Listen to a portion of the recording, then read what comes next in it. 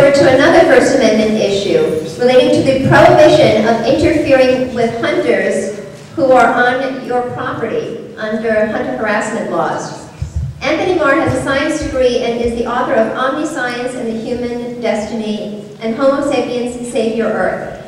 He is a wildlife preservationist since 1995, and he has worked in India and was awarded the title of Champion of the Bengal Tiger in the TV documentary series Champions of the Wild, aired on Animal Planet and Discovery Channel in 20 countries. Having been a frontline anti-hunter since 1995, he plans to launch legal challenges against state hunter harassment laws for violating the Constitution. Welcome, Anthony Marr.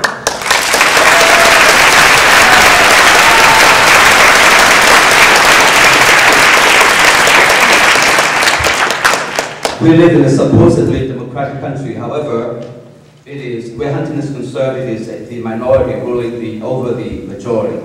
The percentage of hunters in this country is approximately 5% of the population. In the state of New Jersey, it's less than 1%. However, in New Jersey, the state constitution clearly states that of the 11 voting members of the Fish and Game Commission, at least 6 must be hunters.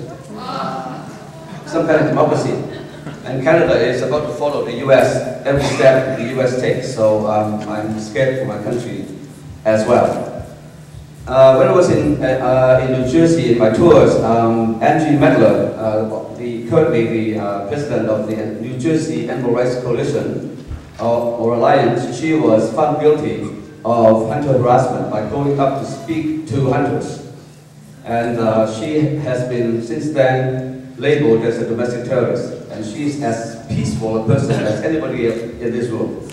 And justice is totally miscarriage in these cases. However, tonight I'm treating the case of Jan Haagensen, and would like you to just imagine this happening to you. You've been living in a farm in Pennsylvania, western Pennsylvania, for 30 years.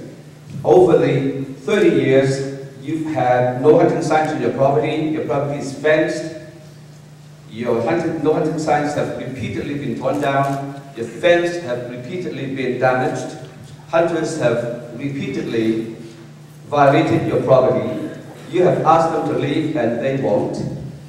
Bullets have flown right through your property in a horizontal trajectory and hit a house in a neighboring property and penetrated 3 walls on that house. And her barn and her farmhouse have been arsoned and destroyed.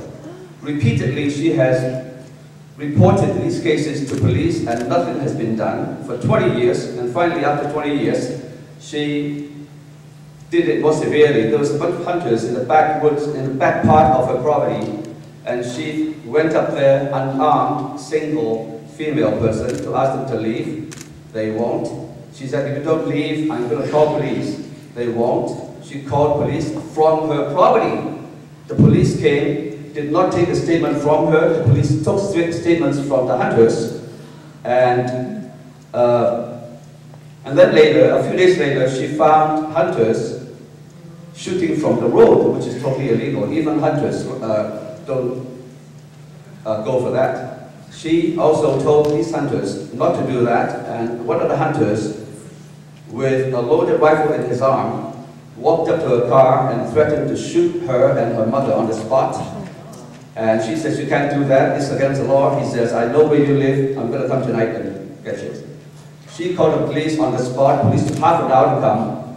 And once again, did not take a statement from her, took the statements from the hunters. Within several days, she received 5 citations for 9 counts of violation of the hunter harassment statute of Pennsylvania. After a prolonged series of trials lasting for 3 or 4 years, she was found guilty of all 9 counts, including 2 counts of felony. She, unfortunately, they picked on the wrong person because Jan Haagensen happens to be an attorney at law. She took this to the appellate court and fought this case. The appellate court could follow two courses. One is to prove that there was no evidence to support that she was guilty of any of these hunter harassment acts. And secondly, they could overturn the hunter harassment laws on its face in Pennsylvania. And they didn't even have to go the second route. They have found absolutely no evidence against her even in the execution of the Hunter Harassment Act of Pennsylvania itself. So she did not get that satisfaction of getting the Hunter Harassment Act overturned in Pennsylvania. So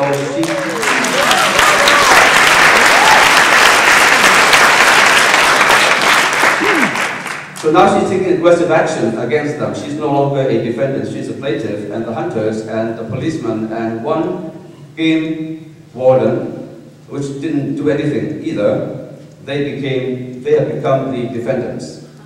And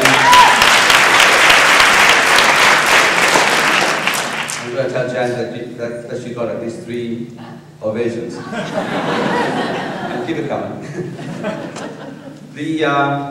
So this time she's really going after the Hunter Harassment Act of Pennsylvania.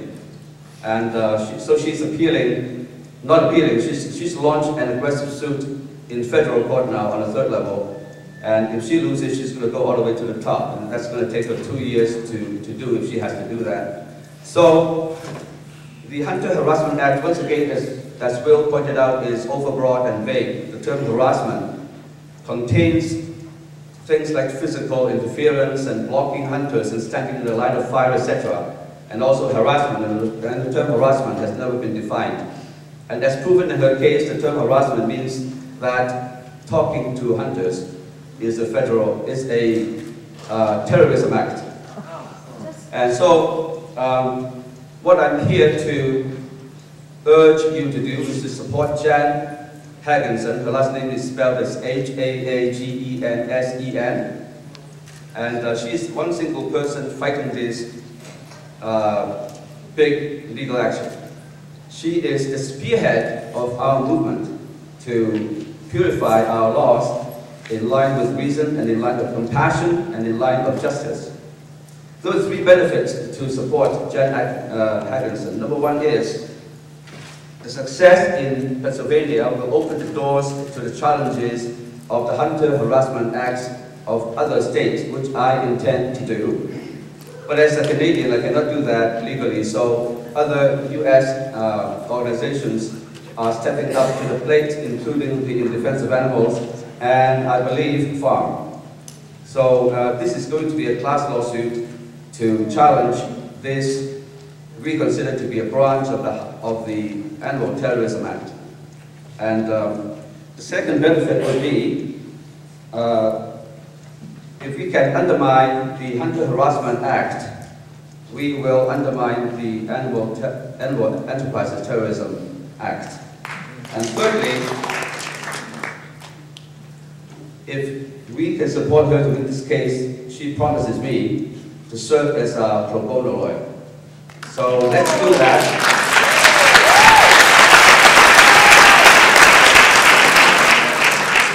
So tomorrow night, during the awards dinner, we would like to raise enough funds for Jan Haagensen to keep going. She has exhausted her funds.